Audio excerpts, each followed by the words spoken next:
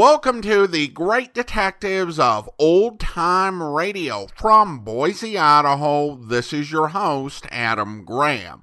If you have a comment, email it to me, box13@greatdetectives.net. Follow us on Twitter at Radio Detectives and check us out on Instagram, instagram.com/greatdetectives. If you are enjoying this podcast, please follow us using your favorite podcast software. Now, I also do want to encourage you to check out our t-shirts. And in the past, I've had separate pages for each t-shirt design, and that gets a bit unwieldy, and it makes it hard for folks to find all the t-shirts. But now I've gone ahead and I've changed the URL so that now at t-shirt.greatdetectives.net, which used just to be the site for our main Great Detectives of Old Time Radio t-shirt, you can now get all 4 designs, so you can see them, pick the ones you like, and order them right there at t-shirt.greatdetectives.net. That's t-shirt.greatdetectives.net, and now you can see all of the designs all in one place. Well, now it is time for this week's episode of Yours Truly, Johnny Dollar. Original air dates January 4th to January 6th, 1956, and the title is The Kalin Matter, episodes 3 through 5. From Hollywood, it's time now for Johnny Dollar. This is Reynosa, L.A. Police. Oh, hiya, Sergeant. Any luck? Nothing. This Topo Leanley boy's been in jams before. He's a tough cookie, and we don't scare him a bit. What's his story? Says he was walking through the courtyard of the apartment house when you jumped him from the bushes. Oh. Claims he thought it was a stick-up and fired that shot at you in self-defense. What was he doing there in the first place? Calling on a girlfriend, only she'd given him the wrong address. Sure. Well, we can hold him overnight for carrying a concealed weapon, but that's about all, Johnny. He'll make bail in the morning. Well, fine. Let him. Things aren't adding up, and it's got him worried. He's afraid he's being double-crossed, and he's fighting mad about it. On the loose, maybe he'll be a help to us. How? Maybe he can find Eddie Caylin. What are you talking about? Eddie Kaylin's downtown in the morgue on a marble slab. Sergeant, want to bet?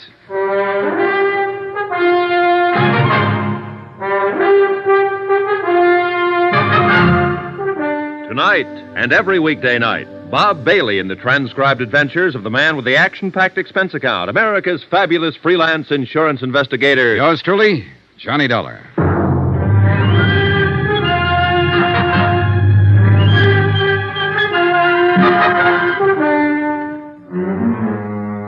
From Special Investigator Johnny Dollar, location Los Angeles, to the Home Office, Trinity Mutual Insurance Company Limited, Hartford, Connecticut.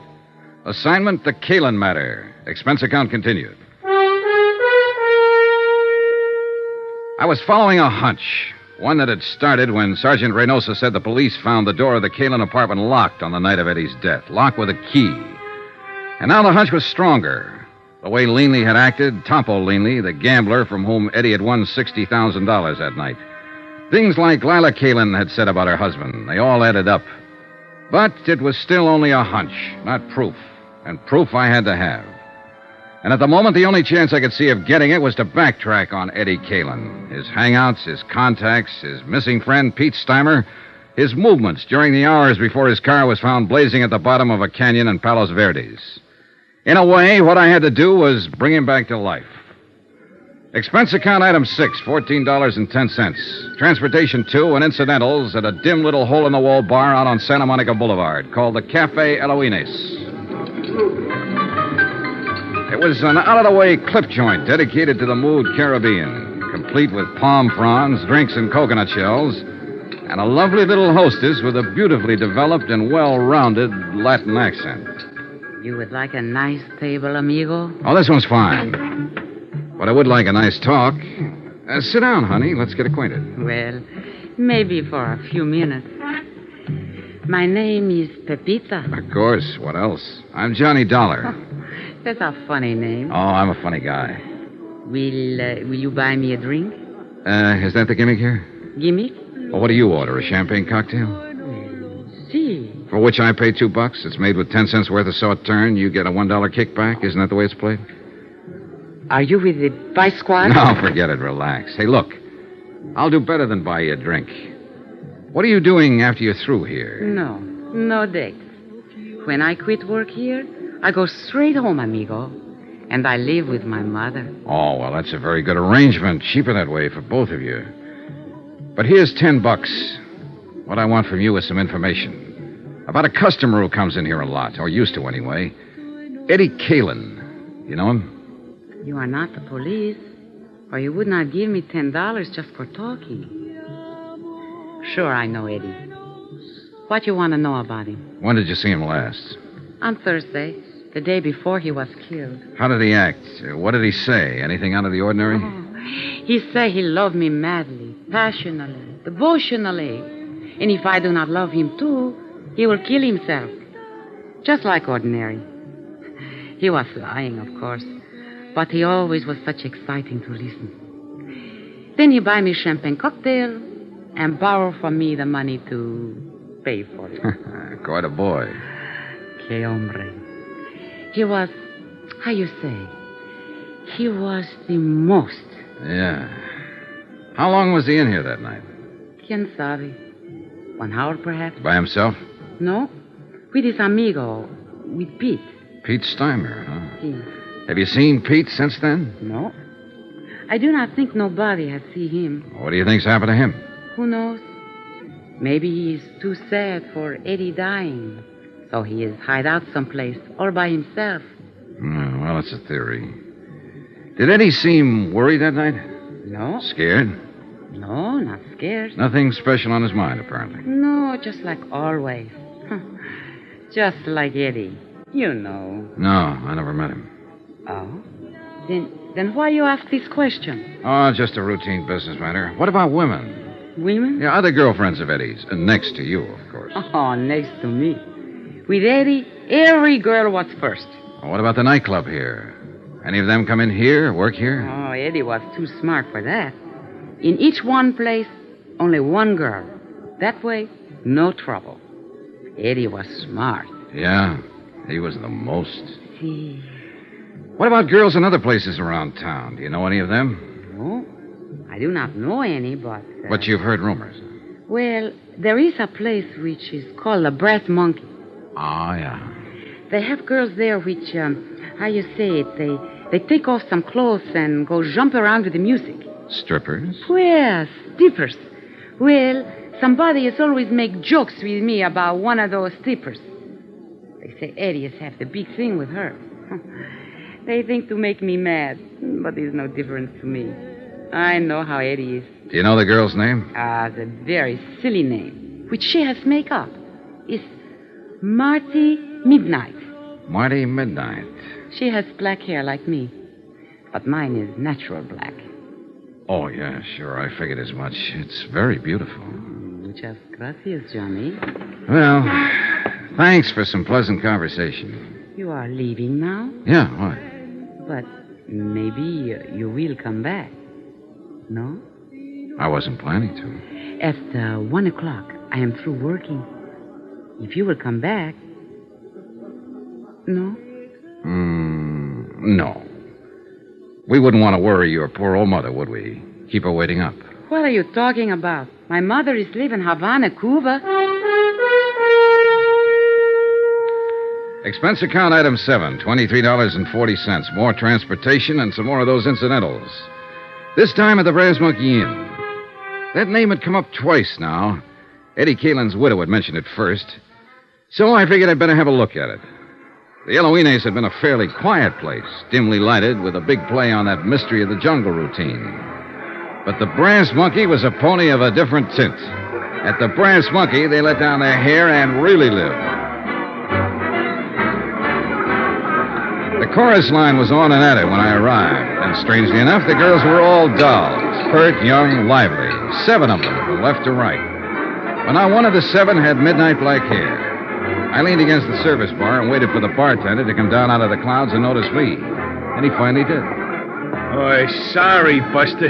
Just couldn't see you for looking at you. Oh, that's all right. Who'd bother with a customer at a time like this? Another art lover. Man, I'll tell you true, there is the cream of the crop. 7 shining sisters. The Pleiades, brother. The absolute up-top zenith of the entire ecclesiastic firmament. What'll you have to drink? Scotch over ice. Checo. I read a lot. That's where I get all them big words. Always try to better myself. Get ahead, man, that's the thing. Yes, so I've heard. So I read all the time, and I got a system, too, a shortcut. You know all them books you see around? You know what they're full of? Well, opinions vary. Words. And you know where they get them? From the dictionary. So I don't mess around. I go right to headquarters. The only book I read is the dictionary. You what? Sure. Read it through twice, and now I'm clear up to J on the third time around. You know what a joss house is? Yeah, it's a Chinese temple. I think I need that drink now. Oh, I'm sorry, Buster. Here you are. Say, you're pretty smart yourself. Oh, I'm a pedant. Pedant. That's with a P. Nah, I won't get to that for another 3 months. That's $1 even for the drink. Here you go. Keep the change. Well, thanks. Hey, this is a 20 you give me. Yeah, I know. Oh, I see. Well, Buster, the answer is no.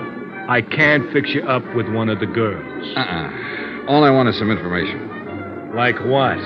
Like, where is Marty Midnight this evening? Oh, that I wouldn't know. She hasn't been around since, well, not for the last 4 or 5 nights. Since Eddie Kalin was murdered? Is that what you're about to say? Police? Insurance investigator. The company I represent issued a policy on him. Eddie Caylin with insurance? Yeah, he took it out about 2 months ago. Who's the beneficiary? His wife. Well, I never met the gal, but I guess she's got something common. She must have took quite a beating off of Eddie. Man, that cat could really operate. So I gather. You happen to know where Marty lives? Nah, she moved a few weeks ago, after she took up with Eddie. I don't even know her real name. Hey, is the manager here? I'm the manager, Buster. I hired him, fired him, and in between, just look at him. Oh, man, what a life. Do you know a friend of Eddie's named Pete Stimer? Sure I know. He hasn't been around either. Disappeared that same night, huh? Yeah, that was a bad night all around. There was another guy dropped out of sight, too, a hood named Mike Kelso, one of Topo Leanley's boys. Do you know Topo? He comes in all the time. He's, Hey, wait a minute. You must be the cat that broke his arm. Well, congratulations, felicitations, and happy days. I'll have a drink myself on that. Real popular boy. Huh? Oh, the most. I understand he got his start by leaning out of his baby carriage and shoving his mother under a car. Was he in here that night? Well, sure. That's where Eddie met him. I told Eddie to stay clear of that game. And was I right? And you think that's why he was killed, for the $60,000 he won that night? Buster, that's the type of question I never answer. And that's exactly why I stay so healthy. Well, you don't have to answer. That's where all the logic points. Eddie met Topo Leanley in here that night and was invited into one of Leanley's big-time poker games. Eddie was lucky, plenty lucky, and Leanley got hit hard. He decided he wouldn't stand still for it, so he and his muscle man, Mike Kelso, went around to Eddie's apartment, beat him up, got the $60,000, took Eddie out to the Palos Verdes hills, ran him off the cliff, and set fire to his car. Any reason why it couldn't have happened like that? No. But there are a lot of loose ends. Like what has happened to Pete Stimer and Marty Midnight. Scared silly, hiding out. Mike Kelso. Same thing. He's sweating it out, waiting to see which way the wind blows. Or there's whispers around that he double-crossed Topo and ran out with the dough. Could be. But I keep remembering that door. What door? To Eddie's apartment. It was left locked with a key. So what's it got to do with everything? Uh-oh, the police. I'm raided again. Hey, Red, dump that water, bar, whiskey down the sink. Jackie, get back there and tell the girls to cover up. Now, take it easy, you cats. Just keep your seats. Everything is copacetic. Relax. It's not a raid. That's Sergeant Reynosa. He's handling the Caylin case. Buster, a cop's a cop no matter what he's handling. Now, shake it up, Red. Turn on that water in the sink and dump it all in. What the devil are you doing here, Johnny? Having a drink? What's up, Sergeant? I'm looking for a girl who's supposed to work here named Marty Midnight. So am I. What's your reason? Suspicion of murder. What? The guy was killed in her apartment about an hour ago. The neighbors heard the shots. And it's real crazy, Johnny. It just can't be, but it is. We got a fast check on the fingerprints. You know who the guy was? Sure. It was Eddie Kalin.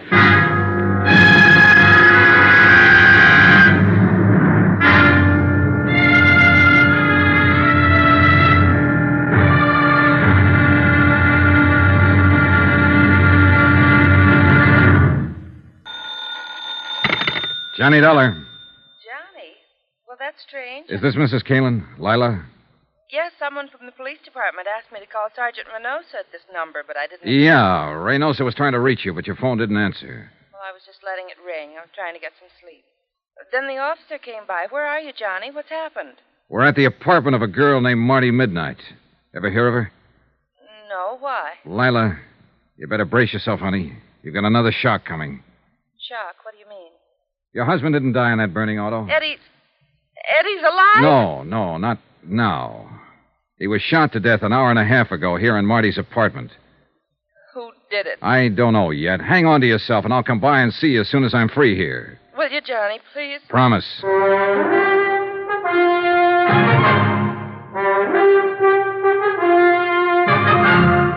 Tonight and every weekday night, Bob Bailey in the transcribed adventures of the man with the action-packed expense account, America's fabulous freelance insurance investigator. Yours truly, Johnny Dollar.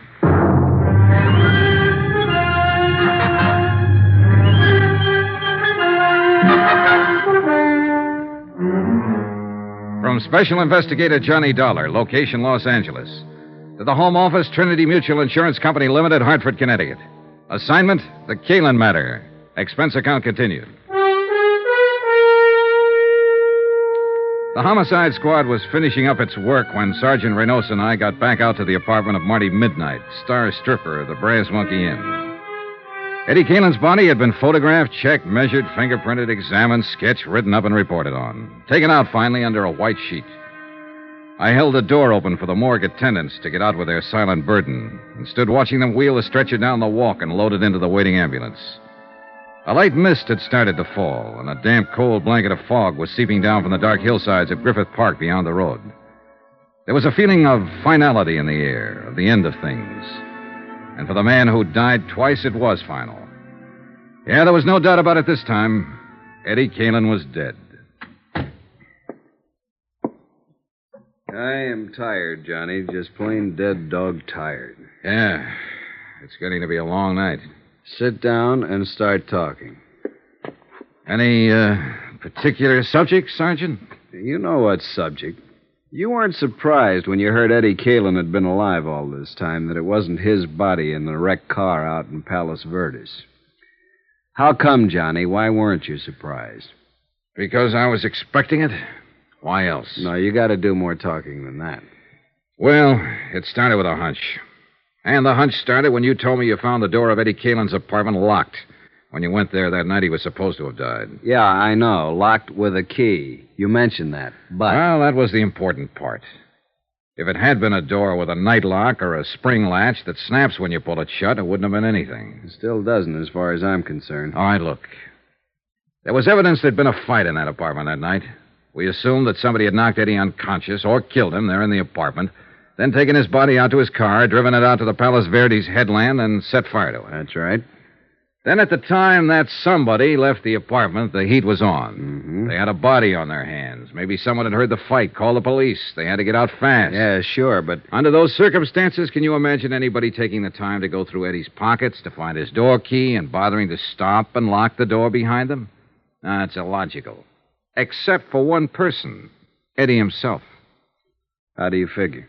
With him, it would be just a matter of habit, locking the door as usual when he left home. All right, Johnny, I see your point. Then how do you call the play that night? About the way we were tagging it, up to a point. Eddie won $60,000 in that poker game with Topo Linley. He went home, either alone or with that friend of his, Pete Steimer. So Topo had no intention of taking that kind of a loss. So he sent his trigger man, Mike Kelso, to recover the money. The fight was between Eddie and Mike. Only Mike was the one who lost, not Eddie. Then you figure Eddie put Mike Kelso's body in his car and drove it out to Palos Verdes and set fire to it? Sure, with Pete Steimer's help, probably. Well, it's possible. Body was practically destroyed. All we had for identification was the wallet, watch, keychain, and so on. They could have been planted. I think they were. It was a sudden idea, spur of the moment. But Eddie was ripe for it. There he was, with $60,000 in his pocket, but a dead man on his hands. And as far as his wife was concerned, I think the chance of shaking her and not sharing the money was just an added inducement. So he and Pete arranged for the body to be identified as his, and Eddie just disappeared. And holed up here in his girlfriend's apartment. Why not? He and Pete both. Apparently, the three of them were planning to jump the country, judging by that forged birth certificate you found in there on the breakfast table. Only it didn't work out that way. Well, Eddie's dead. Really dead now. Pete and Marty have disappeared again, and the 60 grand is missing. Find them, and you find the money. Johnny, it sounds like the same old story. Big money, big temptation, and a falling out among friends. That's the most likely. Of course, there is one other possibility. What's that? Topo Leanley. Was he out? Yeah. How come? It's a rough combination, Johnny. Good lawyer on his side and a poor case on ours. He was sprung 2 hours before the neighbors reported the shooting here, the anonymous neighbor. Well, it could be, then. But I'm still betting it was Pete Steimer or Marty Midnight. I'm not betting anything anymore. The way things stand now, it's anybody's guess. His own gun, no prints on it. You pays your nickel and you takes your choice. Well, at least the field narrows down. Well, seems like we got a visitor. Probably one of the uniformed boys on duty outside. Yes? The policeman outside say for me to come to you. I am Jeannette Dubois. Oh? Well, what can I do for you? I am the person who reports the shooting on the telephone. Come on in. Merci, monsieur. How come you refused to give your name when you phoned the police? You are Captain? Sergeant Reynosa. This is Johnny Dollar, Miss Dubois. Oh, he is also police? He's working with us on this. Now, why wouldn't you give your name when you reported the shooting? I am very sorry, monsieur. You see, I have not been in this country too long, and I am afraid that I will be implicated. So I do not give the name at first. But finally, I think it over, and I call my friend the consul, and he say I must come to you immediately. And he's right. So you heard the shooting, huh? Oui, monsieur. I was walking past in front. I live 3 places down from here. All of a sudden, there is bang, bang, bang, and I am scared to pieces. I can imagine. Then the door of this place is slam open very quick, and I jump in the shadow behind a bush. A girl start to come out, and then she stop in the door. What did she look like, Miss Dubois? Well, it is too dark for telling good, but I have seen her before. I know from her hair. Very long, black. Marty Midnight. Was that the one, the girl who lives here? Oui, monsieur. I did not know her name. All right, what happened then? She stand in the door for a second. She is wearing how you say it, a white raincoat. She is holding something in her hand. This thing she wipes with the raincoat all over. Then she throws it back into the room. Was it a gun? I think so. Then she pulls the door shut and runs down the street. I am too scared to think what to do for a minute. Then I hurry home very fast, and I telephone to the police. You didn't see anybody else around the place or in the street out in front? No, Monsieur Dollar. I watch from my window until the police have come. Nobody else has come out or go in. I see. Well, Sergeant? She won't get far. Girl with her looks draws too much attention. We'll pick her up before morning. Thank you for your information, Miss Dubois. In view of your cooperation now, I think we can forget about you not telling us all this sooner. Does that mean I can go now? Yes, just leave your name and address with the officer outside. Oh, merci, monsieur. Au revoir. That kind of surprises me. I could figure the two of them together ganging up on Eddie. But apparently it was just Marty Midnight, all on her own. Been done before, Johnny. They're not the weaker sex, no matter what the book says. I know. But the fact never fails to amaze me. It shouldn't. You must have been on some of the same kind of cases. The devil. Come on! The patrolman stationed at the back entrance of the apartment house told us what had happened. He'd surprised somebody, a man, he thought, lurking in the bushes beside the house. The prowler fired a shot and ran. He paid no attention to the order to halt. The patrolman had fired twice, missed. The fugitive had escaped into the dense underbrush of Griffith Park just across the street. Sergeant Reynosa spotted men quickly along the edge of the brush, set up a portable spotlight in the squad car, sent his other car up an access road to block off the ridgeline, radioed for reinforcements. Within 5 minutes, a 15-acre area of the slope was surrounded and blocked off. Well, what do you say, Johnny? Shall we go in after him? Yeah, looks like we'll have to. He seems to be the shy type. Call it. Who do you think? I'm putting my money on Topo Leanley. Good bet. Let's go. Keep that crowd back out of the way. All right, let's get back there. Couldn't be any darker in here. Oh, wetter. Hey, shoot your flash over there toward the right. No, it's an old stump. All right, we've got you surrounded. You better come out with your hands up. If you try to resist, you'll only make it tougher on yourself. You hear something, then? No. It was over to the left, I think. Let's take a look. Watch yourself, Johnny. He's thrown lead once already. Yeah. There. Back of that tree. Hold your flash steady. There. I see. Come out with your hands up. It's your last chance. I'm warning you. Got no choice, Johnny. He's down. Come on, Sergeant.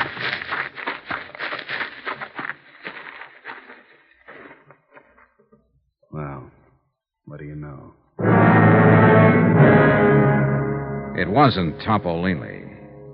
It was Eddie Kaylin's friend, Pete Steimer.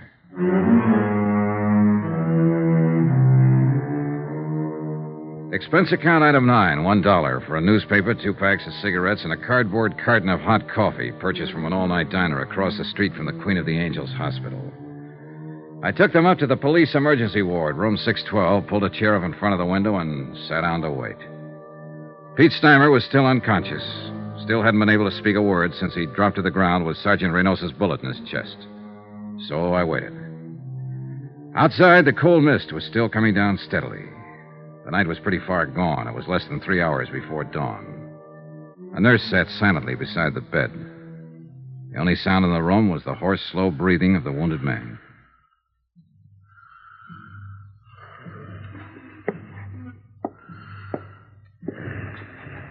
After a while, the nurse left the room for something, and Pete seemed to rouse slightly at the sound of the door.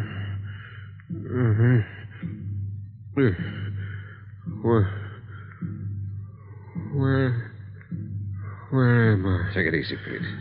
Don't try to talk. Eddie. Is Eddie here? No, he's not here. He ought to be here. It's always been like this. Relax now. It's all right. Eddie always runs out and leaves somebody else to Easy now, easy. Somebody else to face the music. Pete?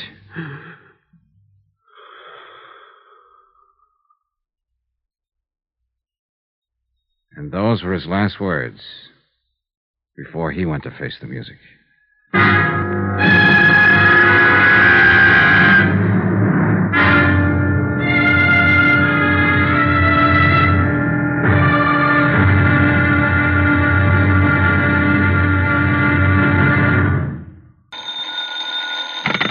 Johnny Dollar. Sergeant Reynosa, Johnny. Oh, I was just going to call you. Has he talked yet?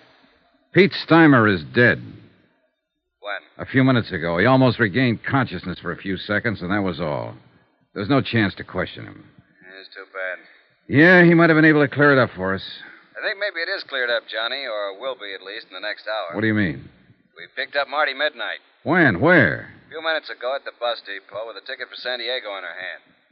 I haven't talked to her yet. They're holding her downtown headquarters. Why don't you meet me there? Fine, right away. Looks like the wind-up, Johnny. I hope so. I really hope so.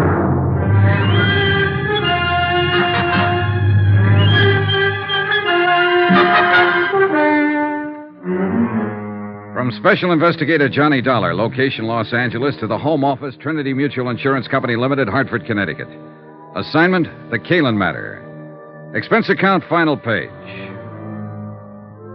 Item 12, $1.60. Taxi from Queen of the Angels Hospital to police headquarters and interrogation room 9. The police clerk showed me to the observation anteroom and left. I paused for a moment and looked in through the one-way mirror window. Sergeant Reynosa was already there, and the girl, Marty Midnight, sat facing him across a plain wooden table. He was glancing through the arrest file and apparently hadn't started to question her yet. She was younger than I'd expected, not over 22 or 23, and she was obviously scared. But her face was set and ready, sullen, defiant. I tapped on the door, and the jail matron let me in. Oh, come on in, Johnny. Hey, take that chair, if you will. Thanks.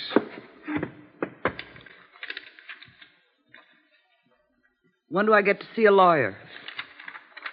You go under the name Marty Midnight? That's right. I said What's your real name? How long have you been in Los Angeles? Where'd you live before that? You see what we got hold of here, Johnny? Yeah, I see. One of those wise ones, or so she thinks. If you're ever arrested, keep your mouth shut. Somebody told her that back along the line. She thinks it's good advice. I want a lawyer. Don't talk. They can't pin anything on you. She believes it. She'll probably still believe it right at the door of the gas chamber. I haven't done anything. You gotta let me see a lawyer. It's a law. You'll see one at the usual time. I know that law, too, Marty. And you're not being deprived of any of your legal rights. What's your real name? Well, then I guess we'll have to contact your folks and see if they have any influence. Contact my folks? Who are they? Go on, tell me. Well, let's see. Oh, yes, Mr. and Mrs. John R. Jack Line of San Diego at 426... How did you find out? And your name is or was Jean Luann Jack Line. Don't let my folks know, please. I'll talk, Sergeant. I'll answer anything you want to know. If you just won't use my real name. If you won't let my folks find out, please. Suddenly, she was just a frightened kid. Not a hard-boiled little chorus pony, a nightclub stripper. But only a scared girl who didn't want her folks to find out. She kept her head down, and she answered Reynosa's questions, her eyes lowered like a repentant school kid who had been caught playing hooky. Then I remembered. The charge here was murder. Did you know that Eddie Caylin was married when you started going around with him? Not at first. And later you found out, but you kept on going with him. Well, he said he was getting a divorce. He said he'd been trying to get free of his wife for 6 months, but she wouldn't let him. Did you believe that? Well, yes. I don't know. I didn't until he came here that night. He said we were going to run away to Mexico together. The night he killed Mike Kelso? Yes, but I told you I didn't know about that until 2 days later. And it was self-defense, honest. Mike was trying to hold him up to get back the money Eddie won in that poker game. It was self-defense. Then why did Eddie go into hiding? Well, I told you that, too. It was his chance to get away from Lila and... Where were you going when the police arrested you over there in the bus station? San Diego. To my folks. Nobody here ever knew me by any name except Marty Midnight. I didn't think you could trace me. And you didn't want to be traced? Well, of course not. I came back and saw the police car at my apartment, and then I knew you'd found Eddie. I didn't want to be mixed up in it. Why'd you kill him? Marty? Kill who? Eddie. It wasn't Eddie. It was Mike Kelso. Eddie's the one who killed him in a fight. I told you that. It was...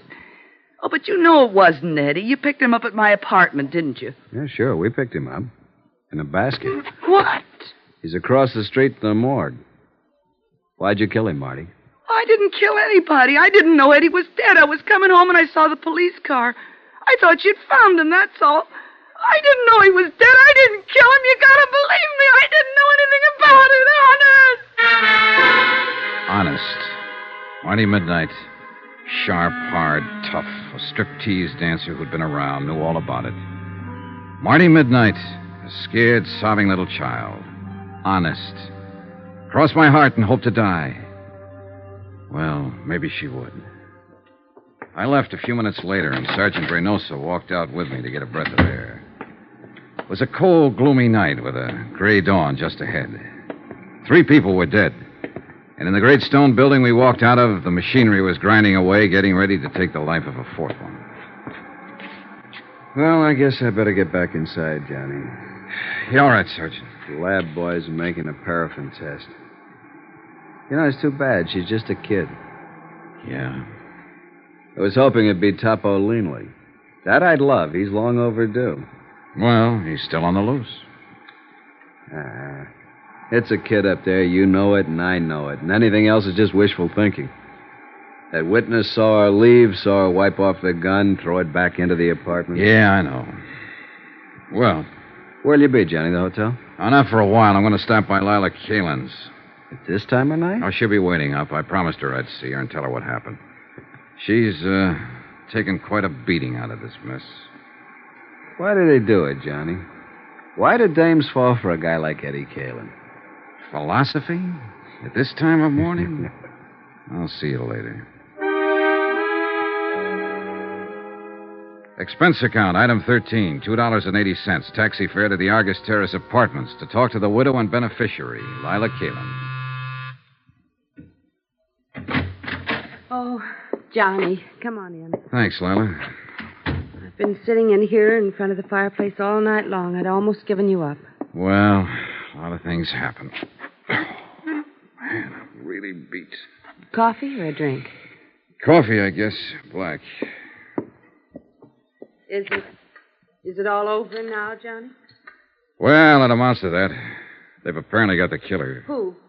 That girl he was hiding out with, Marty Midnight. She's a striptease dancer. Why? Why did you do it? The money, I suppose. They haven't found it yet, but they will. Here's your coffee. Oh, thanks. I feel sorry for her. Maybe because I feel sorry for myself or anybody who ever got mixed up with Eddie. Why do we do it, Johnny? Why do we go blind when a guy like that comes along? I don't know. You tell me. I wish I knew. Maybe a girl I met yesterday evening had it tagged. She said she knew Eddie was always lying. But he made it sound so exciting. He did. I had 4 years of it. Never knowing when he'd walk out and not come back. Never knowing who he was with. Knowing only one thing for sure, that he was lying to me every hour of the day. Now that it's over, I wonder why I went through with it. But he did make it sound exciting. Well, the best thing you can do, Lila, as soon as it's cleared up. Who can that be? This Oh, it might be Sergeant Reynosa. I told him I'd be here. Hello? Oh, yes, just a moment. You were right. Thanks. Yeah. Hold on to your hat, Johnny. It's wide open again. What do you mean? That paraffin test, negative. What? Marty Midnight hasn't fired a gun in the last 2 days. She was telling the truth, witness or no witness. So it looks like Topo Leanley's the boy. Sergeant, wait. Huh? What was Marty wearing when they picked her up at the bus depot? Why, well, the same thing she was when you saw her. Skirt and sweater. Did she have a coat on? Short jacket. What are you getting at? Hey, Johnny, you still there? Sorry, I was thinking. And it figures. Sergeant, can you come out here right away? To Lila's place? Why? It's important. Believe me. All right, Johnny, right away. What was it, Johnny? Lila with the coal black hair. It's beautiful. Well, thank you, Johnny. Pepita has black hair, too. And Marty Midnight. Eddie only liked dark-haired girls. But Marty didn't have a white raincoat. I'll bet you do, though. What? Where is it? Here in the closet? Johnny? Uh-huh. What's this all about? A witness saw a girl leave Marty's apartment right after the shots. But it was dark, and all the witness could make out was the black hair and the white raincoat. What do you mean? The witness saw the girl wipe off a gun on the front of her coat, then throw it back into the apartment and run. There are smudges on your raincoat, Lila. It's grease off the door of the car. Supposedly, you haven't been out of this place since I talked to you yesterday evening. But it hadn't started to rain then, and the coat's damp. Why did you kill him, Lila? You're out of your mind, Johnny. It's no use, honey. Reynosa's on his way out here. They'll make a paraffin test and prove you fired a gun. They'll probably dig up the taxi driver who took you out there. They'll search the place here, find the money. Was that it? The money? Was that why you killed him? No. I didn't mean to. When I went out there. Yesterday evening while I was talking to you, I suddenly wondered if it might not have been somebody else's body in that car. I knew about Marty Midnight, of course. I knew about all of them. After you'd gone, I went out there. Waited until I saw Pete Steimer leave. Finally, Marty. And I forced my way in. So? And Eddie was furious. We argued and fought. Eddie drew a gun on me. He threatened me. We struggled. So that's going to be your pitch, huh? A plea of self-defense. That's it, Johnny. Self-defense. Well, good luck. You'll need it.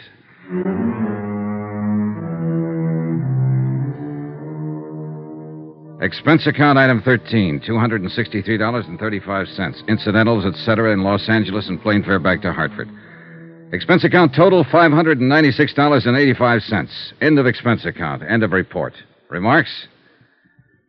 So the question still stands. Why do they do it? Why do girls go blind when the Eddie Caylins walk in? You might ask a stripteaser down in San Diego. But don't look for her under the name of Marty Midnight. She's Jean Luann Jackline now. A quiet kid. Lives at home with her folks. Yours truly, Johnny Dollar.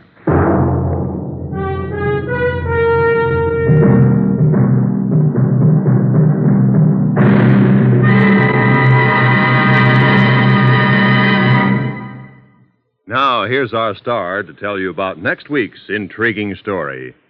Next week, the case of a beautiful girl who refuses to see the man she loves as he really is. A killer. Join us, won't you? Yours truly, Johnny Dollar.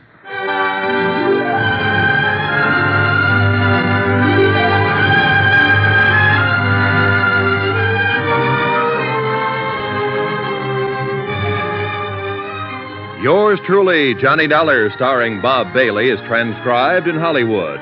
Written by Les Crutchfield, it is produced and directed by Jack Johnstone. Heard in this week's cast were Virginia Gregg, Lucille Meredith, Alma Lawton, Gloria Blondell, Howard McNear, Harry Bartell, Peter Leeds, and Byron Kane. Musical supervision by Amerigo Marino. Be sure to join us on Monday night, same time and station, for another exciting story of Yours truly, Johnny Dollar. This is Roy Rowan speaking.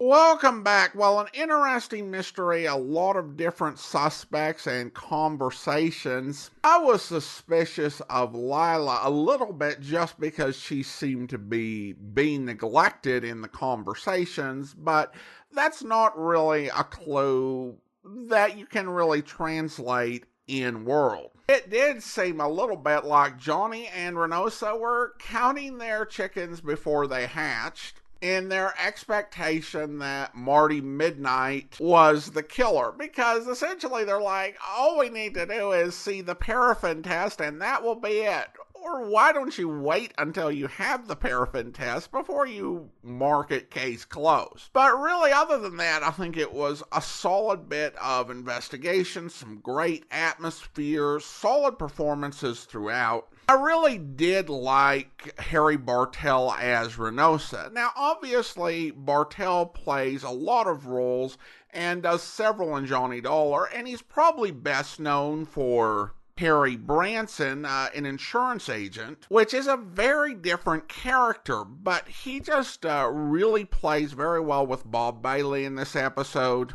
And I think is one of the better police foils we've heard so far. One other thing that is worth noting, and this just kind of illustrates the power of radio. Popo Leanley is this character. Great name, and really central to the plot. Tries to kill our hero, and is a top suspect throughout the story. And no one actually plays him, which is one of those great efficiencies of radio. If you were doing this story on television, you would at least have an actor to have a non-speaking role. But Topo Leanly is just a lot of mentions and a few sound effects. Now it is time to thank our Patreon supporter of the day. Thank you to Jennifer, Patreon supporter since May of 2016, currently supporting the program at the detective sergeant level of $7.14 or more per month. Thank you so much for your support, Jennifer. And that will do it for today. If you are enjoying this podcast, please follow us with your favorite podcast software. And if you're listening on YouTube, be sure to like the video, subscribe to the channel, and mark the notification bell, and leave a comment if you like. All those great things that help the channel to grow. We'll have another episode of yours truly, Johnny Dollar, for you on Tuesday. But coming up tomorrow, listen for Tales of the Texas Rangers, where... All right, men. One of you killed the deputy. Now I want to know who it was. Don't you wish you knew, Copper? Shut up, Foley. Are you ready to talk? How about you? I don't know nothing, Ranger. You, Foley? You're wasting your time. Nobody's going to tell you nothing. Yes, sir? Me? I didn't do it. Well, who did? I didn't see nothing. Maybe the deputy fell. Maybe it was an accident. You keep your mouth shut, Foley. Okay. Then every one of you is going to be booked for murder. Hey, All right. We'll give you one last chance. We'll talk to you individually. Maybe one of you will change your mind. He's trying to make stool pigeons out of us. We ain't going to let him do that, are we, boys? No, Well, it's up to you. Unless somebody talks, all of you take the rap. All right, Foley. You're first. Don't worry, boys. You ain't going to get nothing out of me. And you won't get nothing out of the rest of you, will he? Take him downstairs, Sheriff. Come on, Foley. I hope you'll be with us then. In the meantime, do send your comments to box13@greatdetectives.net. Follow us on Twitter at Radio Detectives and check us out on Instagram, instagram.com/greatdetectives. From Boise, Idaho, this is your host, Adam Graham, signing off.